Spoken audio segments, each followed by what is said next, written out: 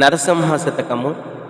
సకల విద్యలు నేర్చి సభ జయింపగవచ్చు, సూర్యుడై రణమందు పోరవచ్చు, రాజరాజై పుట్టి రాజ్యమేలగవచ్చు, హేమ గోదానంబులియవచ్చు, గగనమందున్న సుక్కల నెంచగావచ్చు, జీవరాశుల పేర్లు చెప్పవచ్చు, అష్టాంగయోగమూలభ్యసింపగవచ్చు, కఠినమౌరాల మృంగంగవచ్చు, తామరస గర్భహర పురంధురులకైన నిన్ను వర్ణింపధరమౌని నీరజాక్ష, భూషణ వికాస శ్రీధర్మపుర నివాస, దుష్ట సంహార నరసింహ దురిత దూరా.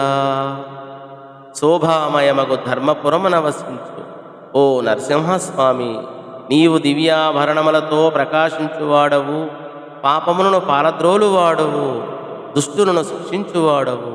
తండ్రి, సమస్త విద్యలను అభ్యసించి సభలలో రాణించవచ్చు, శూరత్వము కలిగి యుద్ధమునందు పోరాడవచ్చు, రారాజై పుట్టి రాజ్యమేలవచ్చు, గోవుల్ని సువర్ణాన్ని దానమియవచ్చు, ఆకాశమున తారల్ని లెక్క పెట్టవచ్చు, జీవరాశుల పేర్లు అన్నీ చెప్పవచ్చు, అష్టాంగ యోగమును అభ్యసించవచ్చు, కఠిన శిలలను మింగవచ్చు. కానీ బ్రహ్మ శివ ఇంద్రాదులకు కూడా నిన్ను వర్ణించుట సాధ్యం కాదు అని ఈ పద్యభావము.